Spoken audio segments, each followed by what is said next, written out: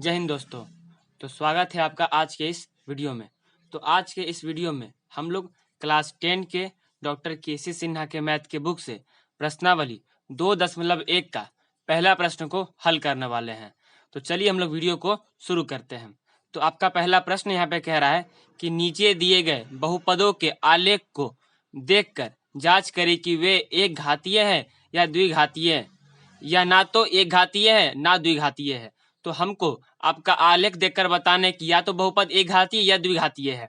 तो आपका पहला नंबर प्रश्न में कुल आपका 8 भाग दिया हुआ है। तो हम इस वीडियो में प्रत्येक भाग का आंसर यानी कि प्रत्येक भाग को आपको हल करके दिखाएंगे। तो चलिए हम लोग वीडियो को यहाँ पर से शुरू करते हैं। तो आप देख रहे होंगे कि यहाँ पर आपका पहला नंबर प्रश्न यानी कि पहला भाग आपका क्या दिया हुआ है। तो हम लोग कैसे पता करेंगे? ग्राफ को देखकर, आलेख को देखकर कैसे पता करेंगे ये एक घातीय है या द्विघातीय है? तो जो आपका रेखा रहता है, तो आप देख रहे हो कि ये वाला आपका रेखा ये ग्राफ पर खींचा हुआ है।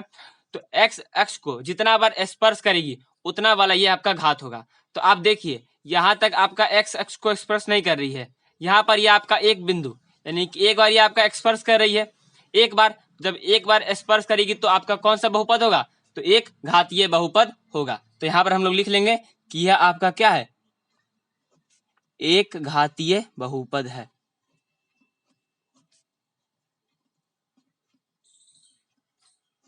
ये वाला आपका एक घातीय बहुपद है। अब इसी प्रकार हम लोग दूसरा नंबर भाग को भी हल करेंगे। तो आप देखिए आपका दूसरा नंबर भाग भी इसी प्रकार का है। तो दूसरा नंबर आप देखिए, तो एक्स अक्ष को जितना बार स्पर्श करेगी उतना वाला ये आपका घात होगा। तो इसमें आपका एक्स अक्ष को एक ही बार स्पर्श नहीं की है, तो ना तो ये एक घातीय होगा ना ये आपका द्विघातीय होगा। तो यहाँ पे मैं इसको भी लिख देता हूँ, ना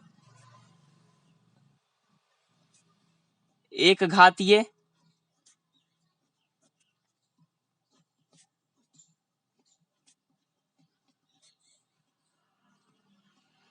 ना द्विघातीय बहुपद है। ठीक है, इसी प्रकार आपका तीसरा नंबर भाग भी है।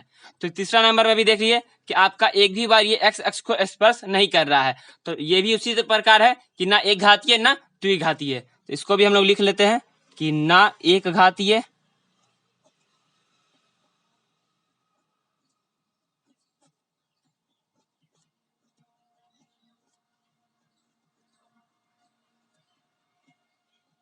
ना द्विघातीय है। तो यहाँ पर यह आपका पहला नंबर प्रश्न का कुल 3 भाग आपका हल हुआ है। अब हम लोग अपने अगले भाग की ओर बढ़ते हैं। अब आपका यहाँ पे चौथा भाग दिया हुआ है। तो उसी प्रकार यहाँ पर भी आपका एक्स अक्ष को एक भी बार ये आपका रेखा स्पर्श नहीं कर रहा है। उसी प्रकार ये भी ना तो आपका एक घातीय ना द्विघातीय है। तो ना एक घातीय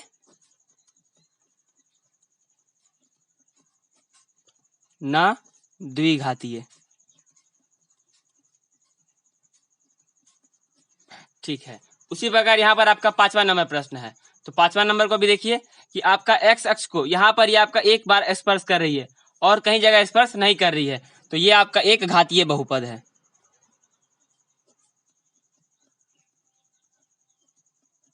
एक घातीय बहुपद है। ठीक है, उसी प्रकार आपका छठा नंबर प्रश्न भी है।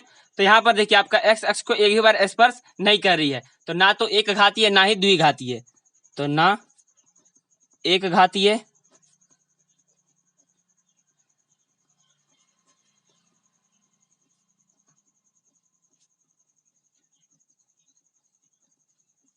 ना द्विघातीय। तो यहाँ पर आपका छठा नंबर भाग तक प्रश्न को हल किया गया है।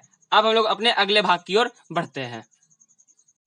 अब आपका देखिए 7वां नंबर भाग क्या है कि यहाँ पर देखिएगा एक्स एक्स को ये कितना बार स्पर्श कर रही है। तो ये एक बार हो गया, ये 2 बार हो गया, ये 3 बार हो गया और ये 4 बार हो गया। तो ये एक्स एक्स को कितना बार स्पर्श कर रही है? 4 बार। तो ये आपका 4 घातीय हो जाएगा। ठीक है, तो 4 घातीय बहुपद, 4 घातीय बहुपद। ऐसे आपका प्रश्न में क्या बोल रहा था कि या तो एक घातीय बताना या तो द्विघातीय बताना है। तो आपको इस प्रकार भी आप लिख सकते हैं, ना तो ये एक घातीय ना ये द्विघातीय है। ऐसे ही आपको एक्स अक्ष को 4 बार स्पर्श कर रहा था, तो ये कौन सा बहुपद हो जाएगा? 4 घातीय बहुपद। अब ये आपका अंतिम भाग है। तो यहाँ पे देखिए एक्स अक्ष को ये कितना बार स्पर्श कर रहा है? एक बार, यहाँ पर 2 बार और यहाँ पर ये आपका 3 बार। तो ये आपका कौन सा हो जाएगा? 3 बार तो त्रिघाती बहुपद, त्रिघाती बहुपद। तो हम लोग को इस पहला प्रश्न को इस प्रकार ही हल करना था। तो यहाँ पर ये आपका पहला नंबर प्रश्न का 8वां भाग हल हो गया है। तो इस वीडियो को हम लोग यहीं पर समाप्त करते हैं। मिलते हैं हम लोग अपने अगले वीडियो में। तब तक के लिए जय हिंद, जय भारत, वंदे मातरम।